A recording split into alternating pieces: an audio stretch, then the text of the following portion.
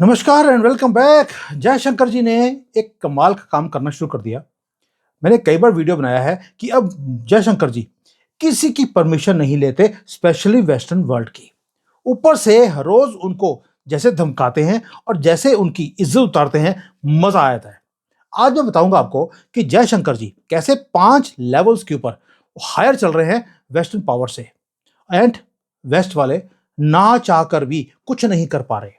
हर move Jaishankar जी की calculated भी है और कैलिब्रेटेड भी है, क्योंकि हमें मालूम है कि पूरी दुनिया में आग लगी हुई है एंड जो वर्ल्ड है उसके अंदर सारे रूल्स जो है वो रीराइट हो रहे हैं, युद्ध के भी, सप्लाई चेन्स के भी, और हर चीज को वेपन की तरह यूज किया जा रहा है।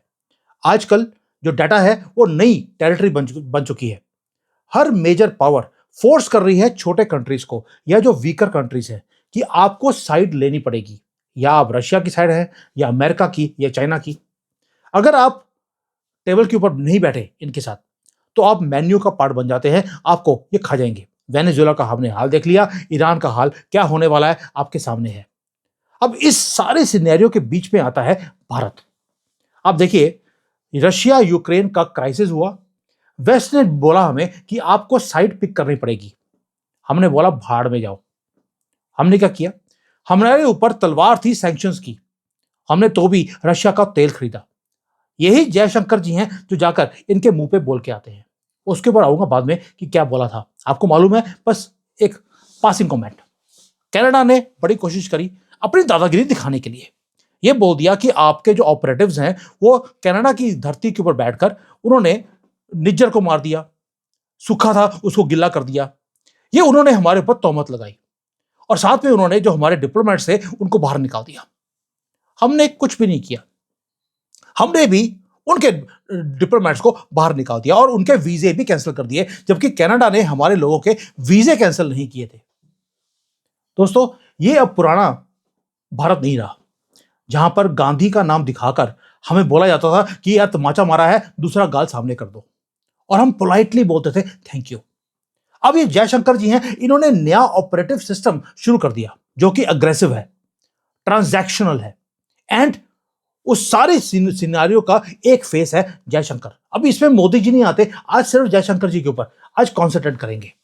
और हम विटनेस कर रहे हैं एक ऐसा डॉक्ट्राइन जो वेस्ट को आदत नहीं है देखने की, वो भी भारत की तरफ से। और ये एक ऐसी फॉरेन पॉलिसी का एक्सपेरिमेंट है जो सही भी हो सकता है, गलत भी हो सकता है। गोल एक ही है, अब हमें पावर चाहिए और पावर दिखानी भी है बिना किसी की परमिशन के।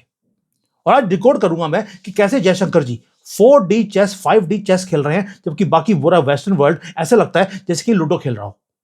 अब मैं 5 लेवल बताया आपको, अब मैं कहता हूं पहला जो तरीका क्या है हमारा काम करने का जयशंकर जी का। पिछले 75-76 साल से हम सुनते रहे कि हमारी पॉलिसी थी नॉन अलाइनमेंट की। बड़ा अच्छा लगता है कि हम किसी के पाले में नहीं हैं, कि हम किसी के कैंप को ज्वाइन नहीं करते। लेकिन एक्चुअल में रियलिटी में यह था कि हमने भारत को इररेलेवेंट बना दिया पूरे दुनिया में। भाई हमने बोल दिया भारत को, दुनिया को, कि भाई हम तो जो है किसी के साइड नहीं है। लेकिन जो दुनिया है वो डिफरेंट काम करती है, वो यूज करती है लैंग्वेज ऑफ पावर। अब जयशंकर जी आते बीच में, उन्होंने पुरानी बुक को जो नेहरू की बनाई हुई थी उसको जलाकर फेंक दिया, एक नई स्ट्रेटजी निकाल दी। हमने बोल दिया नॉन अलाइनमेंट ये क्या होता है, हम तो मल्टी अलाइनमेंट की बात कर रहे हैं। अब आप बोलेंगे डिफरेंस क्या है नॉन अलाइनमेंट में और मल्टी अलाइनमेंट में? नॉन अलाइनमेंट का मतलब है आप अकेले खड़े हैं, किसी के साथ नहीं है। मल्टी अलाइनमेंट का मतलब है यू आर स्टैंडिंग एवरीवेयर। ये एबिलिटी है भारत की कि हम क्वाड के अंदर हैं, जहां पर चाइना के साथ हम सुबह लड़ाई करते हैं चाइना को आइसोलेट करने के लिए, और शाम को रशिया चाइना के साथ मिलकर हम एससीओ की मीटिंग करते हैं। यह है हमारा मल्टी अलाइनमेंट। नॉन अलाइनमेंट भाड़ में गया, और दुनिया की कोई ऐसी कंट्री नहीं है जो मल्टी अलाइनमेंट का काम कर रही हो। जहां पर हमने रशिया से मिसाइल भी खरीदे, अमेरिका ने हमें सैंक्शन करने की धमकी दी तो भी खरीद लिया, टर्की ने ट्राई किया था, उसके ऊपर आज तक सैंक्शंस हैं जबकि वो नेटो का पार्ट है। लेकिन भारत ने S-400 मिसाइल सिस्टम खरीदा रशिया से, और उसके बाद हमने जो इंजन के हैं जीई का इंजन था हमें जो चाहिए था अमेरिका से, यूएस की जो जनरल इलेक्ट्रिक है उससे हमने सेम उसी साल में हमने वो डील भी किया। लेकिन आपके दिमाग में आया होगा कि यार वेस्ट हमें करने क्यों दे रहा है? अभी हम रशिया से खरीदते हैं, हमारे ऊपर सैंक्शन नहीं है, लेकिन तुर्की के ऊपर कर दिया। उसका रीजन है जयशंकर जी ने बहुत ब्यूटीफुली भारत को एक लीवरेज की तरह यूज करना शुरू कर दिया। भारत को मालूम है या जयशंकर जी को मालूम है कि वेस्ट को कोई आदमी चाहिए या कोई कंट्री चाहिए चाइना के खिलाफ। उन्हें मालूम है कि जो ग्लोबल साउथ है उसकी वॉइस हम बन चुके हैं, इसलिए वो हमें पंगा नहीं लेते। उन्हें मालूम है कि रशिया को भी, जयशंकर जी को मालूम है रशिया को भी मार्केट चाहिए, इसलिए वेस्ट वालों के बाद जितने मर्जी तमाचे लगाते रहो, ये आपके खिलाफ कुछ कर ही नहीं सकते। रीजन भी दे आर स्टक। और जयशंकर जी ने पोजीशन कर दिया भारत को as a indispensable swing state, जहां पर आप भारत को अनॉय नहीं कर सकते, क्योंकि हमें अगर गुस्सा आ गया, you will lose us and our market. हमने अपने कंट्री को लीवरेज की तरह यूज करना शुरू कर दिया। यह है पहला पॉइंट, जहां पर तमाचे लगते हैं वेस्ट को, वो कुछ नहीं कर पाते। अब दूसरा आता है इनकी हिपोक्रेसी का काउंटर अटैक। अब आता है स्पाइसी, जयशंकर जी का स्पाइसी तरीका। पुराने दिन में टाइम पर वही ये मनमोहन सिंह के टाइम पर, इंदिरा गांधी के टाइम पर, सब जगह पे हमने सुना कि वेस्ट वाले हमें लेक्चर देते थे ह्यूमन राइट्स के ऊपर, डेमोक्रेसी के ऊपर। और हमारे जो डिप्लोमेट्स थे बड़े पोलाइटली जाकर रिक्वेस्ट करते थे, नहीं नहीं नहीं हम ऐसे नहीं हैं। जयशंकर जी की अप्रोच वो है, आपने कुछ बोला हम अटैक करेंगे उसी भाषा में। यूरोप ने हमें क्वेश्चन किया कि आप रशिया का तेल क्यों खरीद रहे हैं वॉर के अंदर। जयशंकर जी ने डिफेंड नहीं किया, उन्होंने आईना रख दिया उनके सामने कि भैया मैं अगर तेल खरीद रहा हूं तुम भी तो खरीद रहे हो, और मेरे से ज्यादा तेल तुम खरीद रहे हो। जितना मैं महीने में खरीदता हूं तुम तो एक दोपहर में खरीद लेते हो। तुमने तो बंद नहीं किया, मुझे क्यों बोल रहे हो? यानी कि वो जो कोटेशन थी इनकी, जो जयशंकर जी ने बोली, वो पूरे दुनिया में इंक्लूडिंग चाइना वो वायरल हो गई थी, क्योंकि उसकी जो आवाज थी इतनी ज्यादा थी, एक सिग्नल था पूरे दुनिया को कि तुम्हारा जो वेस्ट का जो है ना ये मॉरल ग्राउंड पे आप बात करते हो, आपके खुद के तो कोई मॉरल्स नहीं है, और आपने बोला कि हम मॉरल जो है इसके गार्डियन हैं, ये खत्म हो गया। अब हम अपनी भाषा बोलेंगे, आपकी भाषा के ऊपर काम नहीं करेंगे। और अगर आप देखेंगे जितने भी डिप्लोमेटिक आज तक अभी तक रिसेंटली जो बातें हुई हैं, वेस्टर्न मीडिया ने भारत के इंटरनल पॉलिटिक्स के ऊपर अब क्रिटिसाइज करना बंद कर दिया। और अगर वो क्रिटिसाइज करते भी हैं तो हमारे जयशंकर जी या फॉरेन मिनिस्ट्री की तरफ से क्लैरिफिकेशन ही नहीं जाता, कुछ नहीं। वो कहता है कुत्ते भौंक रहे तो। अमेरिका के लिए हम ये स्टेटमेंट, और वेस्ट के लिए हमारे दिमाग में अब ये आ गया, लेट देम पार्क। और ये भी बोल दिया उनको कि तुम्हारा कलोनियल हैंगओवर हम खत्म करके छोड़ेंगे। तभी जब यूरोपियंस भारत में आते हैं डिप्लोमेसी के लिए, हम उन्हें दिल्ली बुलाते ही नहीं। बेशक यूके हो, वो फ्रांस हो, वो जर्मनी हो, वो ईयू का कोई भी लीडर आए, हम क्या करते हैं, काम करो दफा हो जाओ, दैट्स इट। और नैरेटिव अब तुम कंट्रोल नहीं, हम करते हैं। ये है वुल्फ वॉरियर की डिप्लोमेसी, जहां पर सिविलाइजेशनल पावर हम अपने यूज करते हैं भारत की, और साथ में हम कैलकुलेटिव रिस्क भी ले रहे हैं।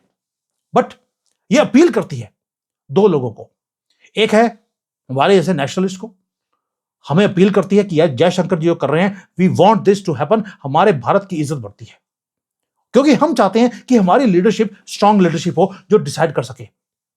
लेकिन वो जो ग्लोबल साउथ की कंट्रीज हैं उसके सामने भी ये रेजोनेट करती है कि भारत कर सकता है, हमें भी यही करना चाहिए। ब्राजील, साउथ अफ्रीका, इंडोनेशिया, वो सब देखते हैं कि जयशंकर जी किस तरह से जवाब देते हैं, एंड दे सी कि India is taking back the power. कहां से? जिन लोगों ने हमारे ऊपर राज किया था, हम उनसे छीन रहे हैं अपनी पावर को। दे आर टेकिंग नोट्स, ये सारे ग्लोबल साउथ के कंट्रीज। और जो जयशंकर जी का डॉक्ट्राइन है, वो क्या बोलते हैं, अगर आपको ग्रेट पावर बनना है तो आपको कॉलोनी, इनकी कॉलोनी नहीं है, stop acting like their colony, कि जो ये बोलेंगे वही आप करना शुरू कर देंगे तोते की तरह। नहीं, ग्लोबल पावर बनना है या ग्लोबल स्टेज पे अपनी अहमियत रखनी है तो आपको इनके मुंह पे जवाब देना पड़ेगा। विदाउट थिंकिंग आपको इकोनॉमिकली लॉस क्या आता है, ये आपको रिस्क लेना पड़ेगा। लेकिन जयशंकर जी बेवकूफ नहीं है, वो रिस्क ले रहे हैं। उन्हें मालूम है कि वेस्ट को हमारी जरूरत है, इसलिए रिस्क लिया जा रहा है। इनको डिपेंडेंट कर रहे हैं अपने ऊपर। ये हो गया दूसरा। अब तीसरा आते हैं। अब आप बोलेंगे यार सर, ये जो स्पीचेस है ना, ये देना बड़ा आसान है, लेकिन इसका असर क्या होगा? इस पे आते हैं इकोनॉमिक्स। सबसे क्रिटिकल अपग्रेड जो पूरी की पूरी जयशंकर जी की स्टेटमेंट्स है, उसका है कि हमने ट्रेड को वॉर की तरह यूज करना शुरू कर दिया। भी पहले होता था कि युद्ध होते थे, युद्ध में टैंक जाता था, या आपके वो जाते थे, प्लेन जा रहे हैं, या आपकी आर्मी जा रही है। लेकिन 21वीं सदी में चीजें चेंज हो गई। अब युद्ध होता है डेट ट्रैप्स के थ्रू, सप्लाई चेन के थ्रू, डाटा स्टैंडर्ड्स के थ्रू। और भारत ने भी रियलाइज कर लिया कि हम थोड़ा सा रेस में पीछे हैं। China already belt and road initiative से उसने 50-60 कंट्रीज को अपने अधीन कर लिया, उनको डेट ट्रैप में फंसा लिया। और उन्होंने हमारे कंट्री के आसपास श्रीलंका में, पाकिस्तान में, अफ्रीका में सब जगह पे पोर्ट्स हैं, एयरपोर्ट्स बनाकर उनको अपने कब्जे में कर लिया है। हमने कंप्लेन नहीं किया कि चाइना क्या कर रहा है, हमने भी बिल्ड करना शुरू कर दिया। अदानी हर जगह पे जाकर वहां पे पोर्ट और एयरपोर्ट बना रहा है। साथ में हमने बोल दिया किसको? मिडल ईस्ट को और यूरोप को कि हम आईमैक बनाएंगे, east Europe economic corridor, India Middle East corridor, IMEC, जो भारत को कनेक्ट करेगा यूएई, सऊदी अरेबिया, यूरोप, आगे रशिया तक। Direct challenge to China. यानी कि अब हमने कंप्लेन नहीं किया, हमने खुद अपने स्ट्रक्चर को बढ़ाना शुरू कर दिया। और साथ में डिजिटल जो पब्लिक इंफ्रास्ट्रक्चर है, जिसको डीपीआई बोलते हैं, उसको भी हमने करना शुरू कर दिया कि हम फिजिकल स्ट्रक्चर भी बना रहे हैं और साथ में डिजिटल पब्लिक इंफ्रास्ट्रक्चर भी हमने बनाना शुरू कर दिया, और हमने एक्सपोर्ट भी करना शुरू कर दिया। अब आप देखिए, जितने भी पेमेंट सिस्टम्स हैं, ये सारे कंट्रीज के साथ हमने इंटीग्रेट कर दिया यूपीआई के साथ। यानी कि जो डेवलपिंग वर्ल्ड है, अब वो डिपेंडेंट है भारत की टेक्नोलॉजी के ऊपर, ना कि चाइना के लोन के ऊपर। जो जयशंकर जी है वो अंडरस्टैंड करते हैं, ये मल्टीपोलर वर्ल्ड के अंदर आपको अपने दोस्तों को अपने साथ रखना पड़ेगा, जो आपके सप्लाई चेन के साथ वो इंटीग्रेट करेंगे। उसके लिए पैसा आपका सिक्का चलना चाहिए, इसलिए उनको अपने कंट्रोल में करके सिक्का भारत का चलता है ये सारी कंट्रीज के अंदर। ये है हमारा तरीका इकोनॉमिकली डिपेंडेंट करने का। और उसके बाद आते हैं मास्टर स्ट्रोक के ऊपर जयशंकर जी के। वो था G20 में। हमने दिखाया कि भारत की पावर क्या है। आपको मालूम है कि हमारे पास G20 की प्रेसिडेंसी थी 1 साल के लिए। सबको लग रहा था यार समिट जो है ये बोरिंग समिट होने वाली है। क्यों? यूक्रेन के ऊपर सारी दुनिया डिवाइडेड थी, पुतिन आए नहीं, शी जिनपिंग आए नहीं, ऐसे लगा कि डिजास्टर होने वाला है। लेकिन भारत में जयशंकर जी ने एक डिप्लोमेटिक कू कर दिया। हमने क्या किया? पहली बात, जॉइंट डेक्लेरेशन को साइन करवाया हमने, जो सभी बोल रहे थे इम्पॉसिबल है। एंड मोस्ट इंपॉर्टेंटली, हमने G20 को G21 करवा दिया, जबकि ना शी जिनपिंग आए ना पुतिन आए। उनको एडमिशन दिलवा दिया एज अ परमानेंट मेंबर। हमने कोई चैरिटी नहीं करी, ये स्ट्रेटजी थी। हमने अफ्रीका को टेबल के ऊपर बिठाकर हमने अपनी पोजीशन ग्लोबल साउथ के ऊपर हमने सीमेंट कर दी कि we are the voice of Global South. China wanted to lead Global South and Bharat wanted to represent Global South. दोनों में फर्क है, बहुत सटल फर्क है। यानी कि चाइना पैसा फेंकता है और डिमांड करता है कि आप मुझे ओबे कीजिए। भारत ने ऑफर किया पार्टनरशिप, तुम भी ग्रो करो, हम भी ग्रो करते हैं, मिलकर आगे चलते हैं। इसलिए जयशंकर जी अब पोजीशन कर रहे हैं भारत को as a bridge between Global South and the world. And अगर जैसे यूएसए है, अगर उसको ग्लोबल साउथ से बात करनी है तो दिल्ली के थ्रू बात करनी पड़ेगी। वो बात ही नहीं करते वेस्ट के साथ। और ग्लोबल साउथ को अगर पैसा चाहिए वेस्ट से, आईएमएफ से, वर्ल्ड बैंक से, हमें बात करते हैं, वी रिप्रेजेंट देम, और लोन मिल जाता है। याद करिए, श्रीलंका को पैसे चाहिए थे, हमने दिलाए जब वो बैंकरप्ट हो गया था। बांग्लादेश के अंदर जब बैलेंस ऑफ पेमेंट्स की प्रॉब्लम आ रही थी, लोन हमने करवाया था जब शेख हसीना की गवर्नमेंट थी। ये है अल्टीमेट मिडिल मैन की पोजीशन, जहां पर जयशंकर जी हमारी कंट्री को लेके चले गए हैं। ये इतने लेवल्स के ऊपर हमने एंगेज करना शुरू कर दिया वेस्ट को, जहां पर तमाचे भी मारे जा रहे हैं और वो रिस्पेक्ट भी कर रहे हैं हमारी। वो कहते हैं जयशंकर जी बस करो, बहुत हो गया, अब और कितना मारोगे। ये सारा जो काम हो रहा है दोस्तों, ये हाई वायर एक्ट्स हैं जो जयशंकर जी ने आकर डिप्लोमेसी की सारी किताबों को जलाने के बाद नई डॉक्ट्रिन शुरू करी है। अब आपके अंदर एक क्वेश्चन आएगा जो कि मेरे हिसाब से मल्टी बिलियन डॉलर क्वेश्चन है कि यार ये हाई वायर एक्ट तो है, लेकिन क्या ये सेफ है? भाई, भारत की इकोनॉमी आज राइज कर रही है और डिप्लोमेसी में कुछ भी सेफ नहीं होता। आपको हर रोज युद्ध लड़ना पड़ता है। आज अगर हम टफ टॉक कर रहे हैं, उसका रीजन है कि हमारी इकोनॉमी ग्रो कर रही है। अगर ये इकोनॉमी स्लो हो गई तो ये जो लीवरेज है ये डिसअपेयर हो जाएगा, और जो ये हम आज की डेट में काम कर रहे हैं ये रिस्की टेरेन में चला जाएगा, जहां पर दोस्त कम और दुश्मन ज्यादा हो जाएंगे। इसलिए वेस्ट ट्राई कर रहा है कि आपकी इकोनॉमी राइज करे ही नहीं। कभी राहुल गांधी को खड़ा कर दिया कि आपकी इकोनॉमी को स्लो कैसे कर रहे हैं। उसने भी वेस्ट में जाकर, जब जर्मनी गया था रिसेंटली राहुल गांधी, उसने क्या बोला, भारत में आके फैक्ट्री मत लगाना, यहां पे आपको नुकसान हो जाएगा। क्यों? क्योंकि भारत अगर राइज करता रहा तो राहुल गांधी तो पूरी जिंदगी ये कभी प्रधानमंत्री बन नहीं सकता, और वेस्ट का जो आदत नहीं है उनको सुनने की, उनको सुनना पड़ रहा है आज की डेट में, वो इसलिए राहुल गांधी को भेजते हैं ये सारे उल्टे सीधे काम करने के लिए। और भारत आज उस पोजीशन पे पहुंच गया जहां पर West is now getting tired कि यार इनका मुकाबला हम करें कैसे। ये बिकॉज ऑफ जयशंकर जी। मैं पहले बोला आज मुद्दा सिर्फ जयशंकर जी का है, मोदी जी को बीच में लेके नहीं आएंगे। और आज जो रशिया है वो कई बार बहुत क्लोज हो जाता है चाइना के, और हमें लगता है कि यार कहीं भारत को बाहर तो नहीं निकाल दिया। ये पहले लगता था हमें, लेकिन 2026 में जो स्ट्रेटजी हमारी है वो ये है कि रशिया हमारे साथ भी है, वो चाइना के साथ भी है। वो हमें दोस्त मानता है और उनको सस्पेक्ट करता है कि चाइना कभी भी पीठ के ऊपर जो खंजर है वो खबो सकता है।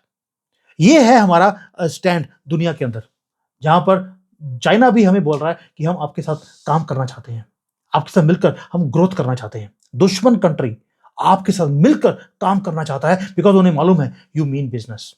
आपने स्ट्रेंथ दिखानी शुरू करी, दुनिया ने झुकना शुरू कर दिया। और हमने इफेक्टिवली डिक्लेयर भी किया है कि अब हम एक छोटे मोटे कंट्री नहीं रहे जो किसी की स्टोरी के ऊपर हम तालियां मारेंगे।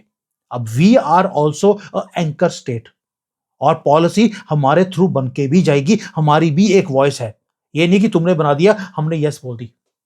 वो टाइम चला गया and we are telling the world एक चीज जो बहुत इंपॉर्टेंट है, हम वेस्टर्न कंट्री नहीं है, हम एंटी वेस्ट भी नहीं है, हम सिर्फ प्रो भारत हैं, प्रो सनातन हैं।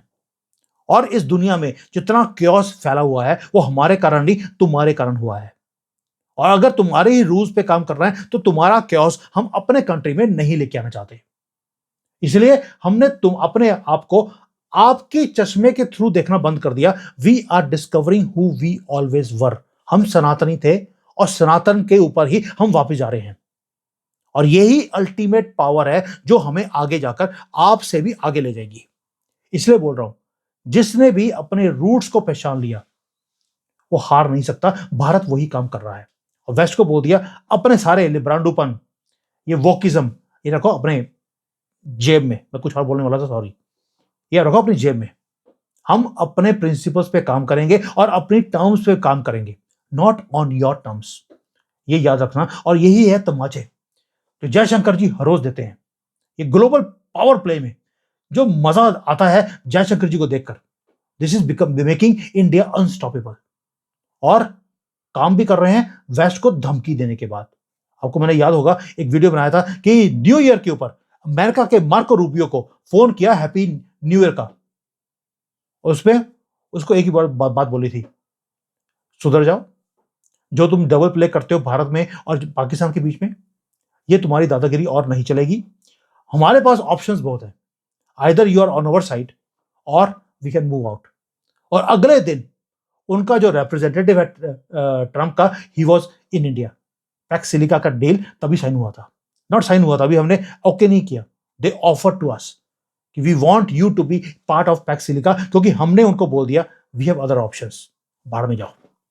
और ये जो लैंग्वेज है भाड़ में जाओ, ये हमारी नेशनल पॉलिसी बनती जा रही है मुसलमानों के लिए भी। भाड़ में जाओ, ये देश हमारा है, तुम्हारा देश नहीं है, ये तुमने अपना देश ले लिया था।